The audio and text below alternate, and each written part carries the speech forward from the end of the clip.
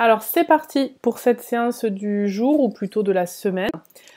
Il faut que tu aies d'abord avec toi les exercices de révision du livret matière ainsi que le livret mouvement. Si ce n'est pas le cas, il te faut aller les chercher dans le parcours pédagogique comme indiqué dans ton cahier de texte et télécharger ces documents ou du moins les faire apparaître sur l'ordinateur, soit les imprimer si tu en as la possibilité.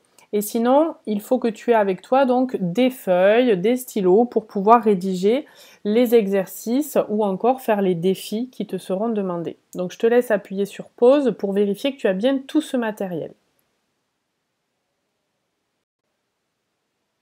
Bien, alors je te précise dans un premier temps la première tâche à effectuer. La première tâche à effectuer consiste à résoudre les exercices qui portent sur les révisions du livret matière. Donc tu dois avoir ces documents-là sous les yeux. Il n'est peut-être pas nécessaire que tu fasses tous les exercices aujourd'hui. Je te conseille d'en faire un aujourd'hui, un autre demain et un autre après-demain, de manière à pouvoir répartir ton travail et pouvoir le faire de façon un peu plus digeste. Donc ces exercices peuvent bien sûr être réalisés avec le livret matière, même s'il n'est pas tout à fait terminé. Les exercices ne portent que sur des choses que nous avons déjà faites. Donc je te laisse appuyer sur pause pour pouvoir effectuer les exercices. Alors, où déposer? On attaque à présent le livret mouvement avec la leçon numéro 1. Donc je te laisse soit ouvrir sur l'ordinateur, soit l'avoir sous les yeux, la leçon numéro 1 de ce premier livret qui va se concentrer sur la notion de mouvement. Et je te propose dans un premier temps de faire les deux premiers défis. Donc je vais te laisser lire les consignes et rédiger, notamment dans le premier défi, on te demande selon toi qu'est-ce qu'un mouvement. Donc il va falloir faire une phrase qui commence par une majuscule, se termine par un point et essaye d'expliquer le plus scientifiquement possible ce qu'est un mouvement. Appuie sur pause pour faire ce premier défi. Défi numéro 2.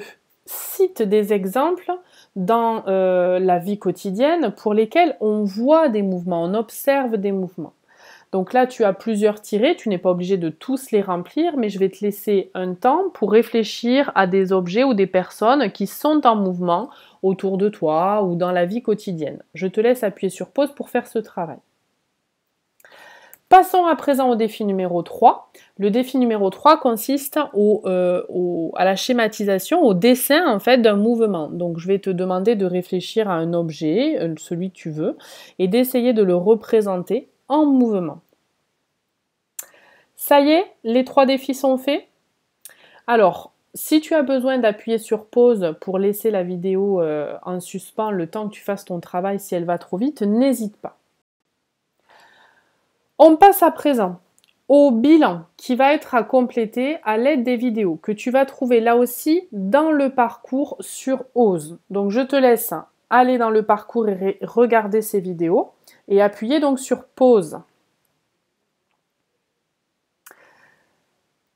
Ça y est, le bilan est complété. Alors tu vas à présent comparer ton bilan avec celui attendu, qui est celui-ci.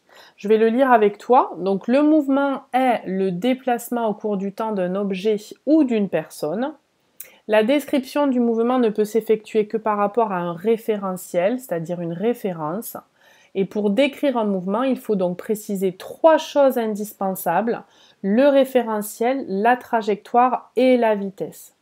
Donc je rappelle que le référentiel est indispensable puisque si on prend l'exemple d'une personne, tu es assis dans le train et ton voisin dans le train te semble immobile par rapport à toi. Or, si on prend quelqu'un qui est sur le quai et qui regarde par la vitre, qui te regarde à l'intérieur du train qui est en train de partir de la gare, eh bien par rapport à la personne qui est sur le quai, tu es en mouvement ainsi que ton voisin. Donc on se rend compte que le voisin, il est immobile par rapport à toi, mais il est en mouvement par rapport à la personne sur le quai. D'où la nécessité de préciser le référentiel.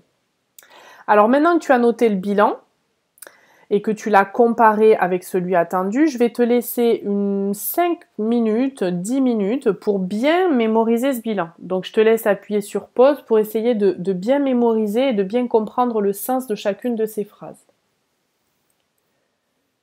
Ça y est, tu as bien mémorisé ?